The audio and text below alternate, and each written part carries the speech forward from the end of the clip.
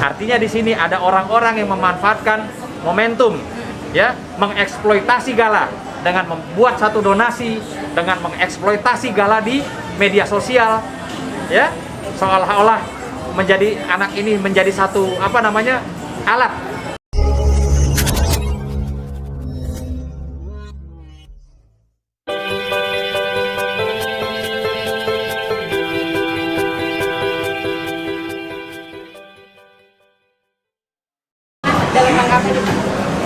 Malam ini sebenarnya ketemu Bang Sunan sebenarnya sama Bang Milano juga, bertiga harusnya, tapi Bang Milano lagi sakit, jadi ketemu sama Bang Sunan, ya bicara dari hati ke hati aja, ketemu sama Bang Sunan, mungkin menceritakan perjalanan dan kasus saya yang sedang berjalan.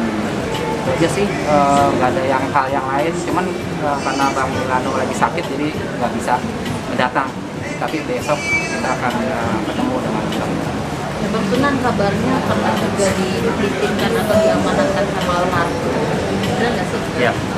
Jadi pada saat itu saya sekitar jam 2 malam ya terbangun karena saya habis dimimpikan almarhum Vanessa itu datang pada saya dengan baju hitam-hitam, dengan wajah cantik dan make up, itu seperti ingin menyampaikan sesuatu kepada saya. Tapi di mimpi malam itu saya bilang, Bu, karena saya biasa panggil dia Bu, nanti kita ngobrol ya, saya sedang ada kegiatan.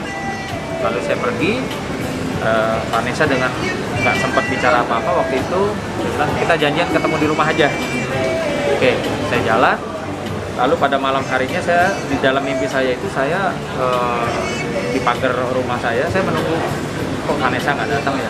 Mana nih Vanessa saya tunggu. Lalu tidak sempat lagi bertemu dalam mimpi itu, akhirnya saya kebangun. Langsung bangun, saya kirim Al-Fatihah, lalu saya bertanya-tanya, ini ada apa ya?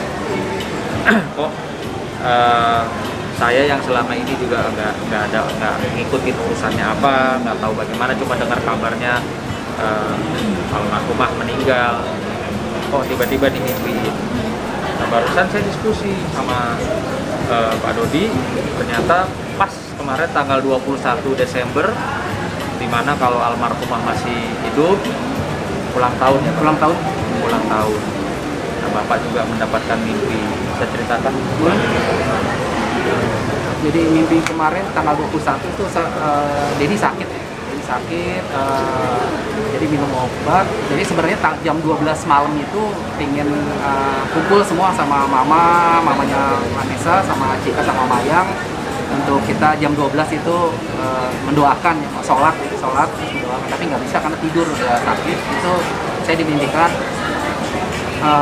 mimpinya Vanessa ingin cepat-cepat makamnya dipindahkan ke Satu Liang dengan mama, ingin secepatnya dipindahkan.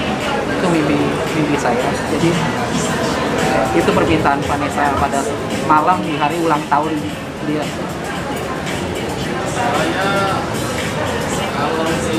Ya. Apa alasannya sendiri, apa dalam mungkin berangkat sama? Iya. Nggak diceritakan alasannya, pokoknya dia bilang ingin secepatnya dipindahkan ke makam mamanya, Satu Liang dengan makam mamanya. Jadi itu mimpi saya pada malam ulang tahun Vanessa. Dan kemudian gimana di diri sendiri, apakah memindahkan segera atau gimana? Iya, sesuai dengan rencana tetap akan dipindahkan. Apa sih rencananya? Tinggal kan kemarin sih sudah bilang kan, jadi diulang-ulang lagi. Jadi mencari hari yang baik, soalnya kan dari orang Jawa biasanya kalau mengadakan ritual seperti itu kayaknya harus mencari hari yang baik. Jadi belum tahu, nanti kita infokan ke Bang Sunan, kabarnya dulu kan almarhum juga sempat dekat dengan Mas Didi ya. Kita tahu semua tahu Bang Sunan paling dekat sama Mas Didi, dan ternyata amanat itu atau niat itu pernah diucapkan juga Ya, sama. jadi gini. Jadi sebelum adanya ya ribut-ribut, kegaduhan terkait dengan adanya niat ya atau Pak Dodi ingin menjalankan amanah almarhumah Vanessa, Mas Didi pernah menyampaikan kepada saya ya, bahwa memang waktu semasa hidupnya almarhumah dia juga pernah menyampaikan ke Mas Didi bahwa kalau nanti saya nggak ada ya, saya ingin sekali dimakamkan bersama dengan makam mamanya. Ini jauh hari sebelum ada peristiwa atau ya kegaduhan ya, saya bilang kegaduhan yang sebenarnya dibuat karena ini nggak ada yang tahu sebenarnya. Jadi orang-orang ya yang tidak bertanggung jawab atau hanya ikut-ikutan ya mendorong opini seolah-olah Pak Dodi itu mengada-ngada.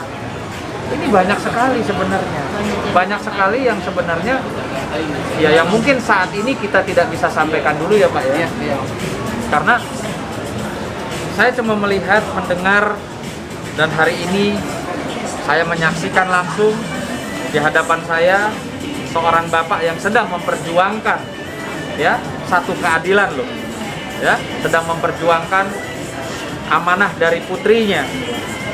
Bohong kalau orang bilang itu Pak Dodi nggak sayang sama anaknya, bohong. Kita bisa lihat rekam istilahnya foto-fotonya dari kecil sama Pak Dodi juga Vanessa sangat dekat ya. Kalau bicara masalah bapak dan anak nggak usah jauh-jauh, nggak usah Pak Dodi, saya pun dengan Salma juga ya, itu hal yang sangat-sangat manusiawi ya, untuk hubungan bapak dan anak itu tidak harus seperti apa yang kita lihat selalu harus harmonis, itu tidak. Tapi bukan berarti bapak ini jahat atau Vanessa tidak sayang sama bapak. Dan insya Allah bismillah saya nyatakan hari ini karena saya menyaksikan ya apa yang saya tidak pernah saksikan sebelumnya, air mata atau tangisan dari Pak Dodi terkait dengan persoalan yang dia hadapi. Artinya saya menilai ini sudah sesuatu yang tidak bisa dibiarkan ya, harus kita luruskan sehingga tidak menjadi polemik, tidak menjadi kegaduhan, dan tidak menjadi fitnah ya kepada seseorang, dan pastinya saya berharap tidak menjadi tontonan yang tidak baik untuk masyarakat di Indonesia.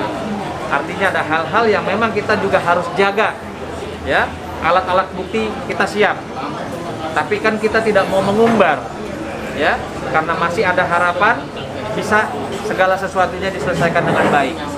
Dalam hal ini ada beberapa PR yang harus diluruskan, dituntaskan ya. Kalau secara hukum tentunya dengan rekan saya, kawan saya, sahabat saya, Bang Milano, itu nanti dari awal kan sudah mendampingi Pak Dodi. Namun demikian saya juga nanti akan mempunyai satu kewajiban ya, kewajiban bukan hanya untuk memperjuangkan keadilan Pak Dodi, tapi juga untuk meluruskan sesuatu yang benar itu benar ya. Jangan hanya melihat di satu sisi, bahwa kayak sekarang ini hampir semua orang melihat Pak Dodi ini negatif karena tidak tahu atau ikut-ikutan atau terpengaruh atau bahkan karena euforia sesuatu yang viral. Ini yang saya sangat menyayangkan ya. Janganlah kita beropini, janganlah kita berprasangka buruk kepada seseorang yang dimana kita tidak tahu apa yang sebenarnya. Nah, kehadiran saya tentunya saya akan menyampaikan hal-hal yang tidak seperti apa yang diberitakan atau yang disangkakan kepada Pak Dodi dan keluarganya. Ya, saya rasa itu dulu sementara. Nanti selanjutnya Bang Sunan juga akan mendampingi semua proses hukum yang Gini, dijalani sama Bang Dodi. saya akan bicara dengan kawan saya, sahabat saya, Bang Milano. Ya, apa yang sudah dijalankan oleh Bang Milano selama ini memang itulah profesionalnya seorang pengacara. Ya, saya akui Bang Milano itu rekan sejawat saya yang sangat profesional, karena kebetulan Bang Milano juga memiliki seorang ayah almarhum, itu adalah bapak saya juga. Ya, artinya secara hukum maksimal Bang Milano menjalankan tugas dan sesuai dengan apa yang dikuasakan. Nah, saya juga akan hadir ikut ya, mengklarifikasi, meluruskan segala persoalan yang tidak sesuai dengan fakta. Ya, saya menghimbau supaya kawan-kawan, netizen, dan masyarakat janganlah berprasangka buruk ya kepada Pak Dodi dan keluarga, karena kalau bicara nanti kita buka-bukaan faktanya, ya nanti ada yang malu gitu. Pak Dodi, ini kan juga lagi viral juga video pas waktu persidangan keluarga sebelah sana selalu menemani sedangkan Pak Dodi tidak ada. Seperti apa sih kondisi waktu itu? Persidangan panas dulu. Sekarang kan lagi udah viral tuh video waktu panas sidang ditemani sama keluarga sana. Di Surabaya. Pak Dodi tidak ada. Pada saat itu kondisinya seperti apa sih? Saya ada beberapa ada. Jadi kan nggak setiap, karena jauh kan. Jadi ada kok saya. Jadi jangan hanya videonya itu dia, salah satu kata Bang Milano itu hal-hal yang dipotong-potong. Jadi yang saya harusnya ada tidak ada. Sebenarnya kayak kemarin acara kemarin 40 harian seperti itu pengajian tapi dipotong. Hanya ada di frame ada musik. Ya seperti itu kata Bang Sunan, itulah kejadiannya seperti itu. Sebenarnya tidak seperti itu. Maaf Pak Dodi, saya mengenai hutang mati saya itu apakah Pak Dodi yang membayar Setelah meninggal itu kan ada beberapa hutang yang katanya muncul tagihan. Iya, nanti saya akan bicarakan juga dengan Bang Sunan sama Bang Milano juga. Kita akan bicarakan tentunya kalau ada hutang piutang tentunya kewajiban keluarga untuk membayar. Ya, tapi itu juga berdasarkan bukti-bukti yang harus jelas. Selama dapat dibuktikan ya. Betul. Minimal itu ada percakapan. Betul. Ya, minimal ada percakapan. Mungkin ada bukti-bukti transfer. Artinya orang tidak bisa sembarangan ya, dan tidak boleh mempergunakan kesempatan ini ya untuk kepentingan dirinya. Tapi saya yakin Pak Dodi dan keluarga ya tentunya mengikuti aturan-aturan agama, yang dimana kalau memang almarhumah Vanessa Angel itu memiliki sangkutan ya, pastilah dengan cara musyawarah kita akan selesaikan Pak ya. Pasti. Tapi sejauh ini sudah ada yang mungkin menyampaikan ke Belum. Dedi? Belum.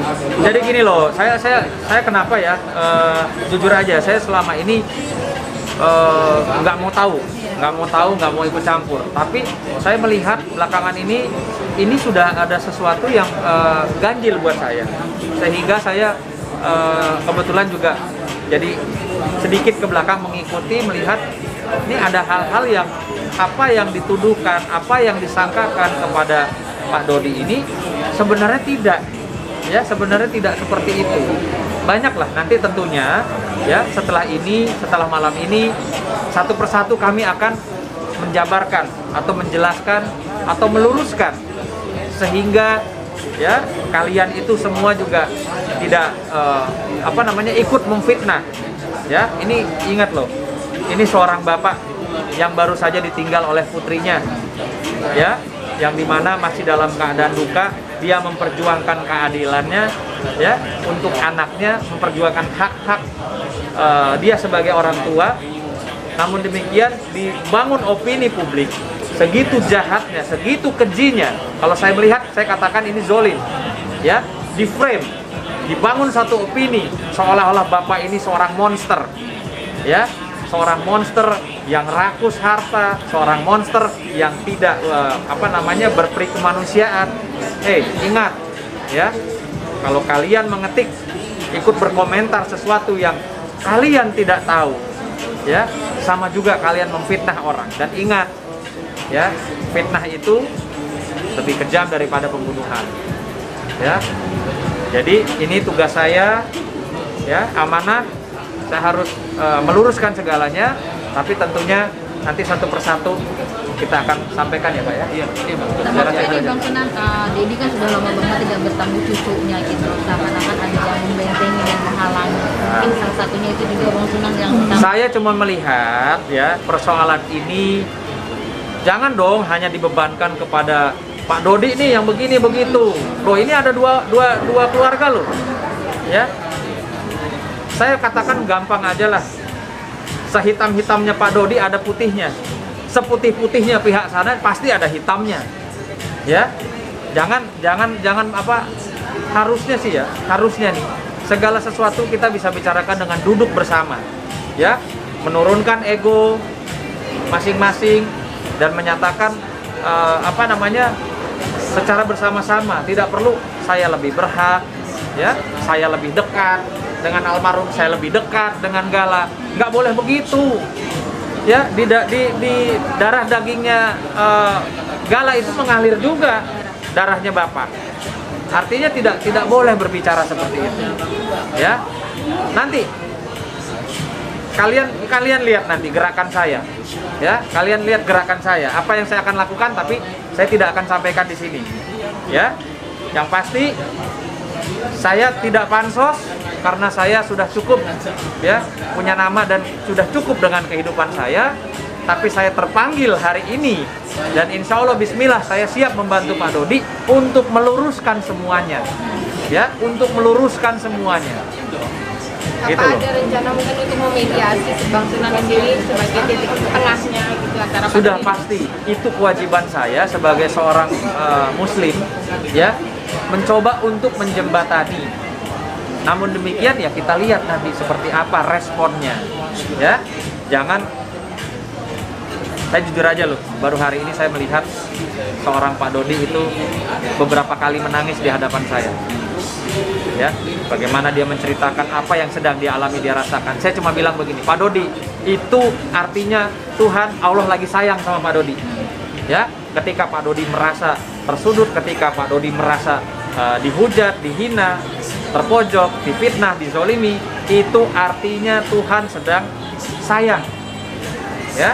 Saya nggak pernah tahu loh, saya dari awal nggak pernah ikut-ikut urusan ini. Kenapa hati saya tergerak malam ini, ya, dan menyatakan siap membantu Bapak? Kita nggak pernah tahu.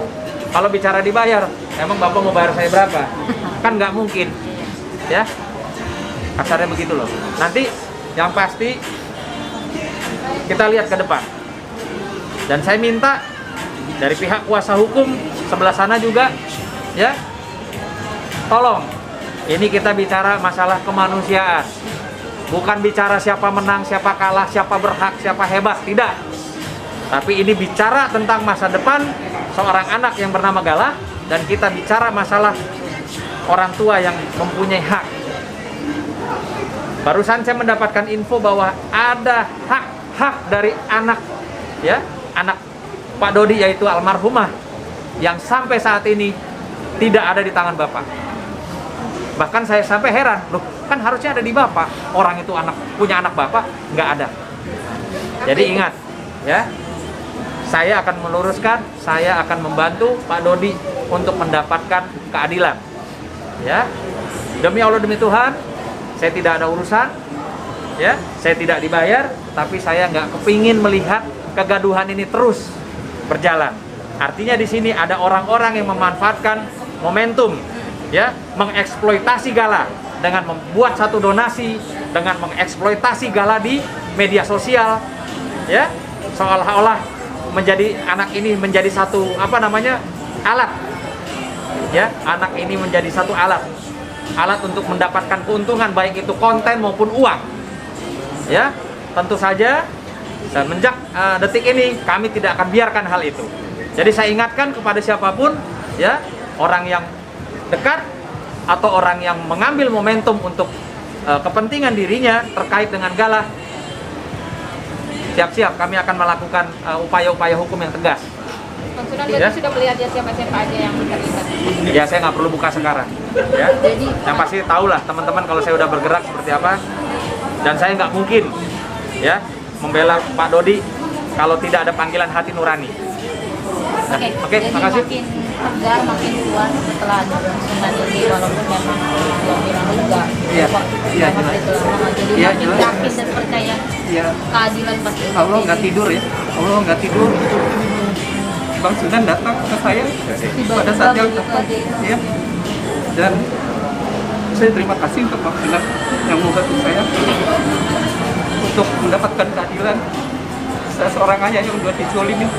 Dan Bang Seorang Sunan, kakek juga yang iya, kangen sama cucunya. sekali lagi terima kasih Bang Sunan, bisa nanti satu tim dengan Bang Milano. Mudah-mudahan keadilan akan Amin. datang nantinya. Ya, ya udah, itu aja. Satu lagi terakhir. Udah, Mbak, Lagi udah. masalah Cika.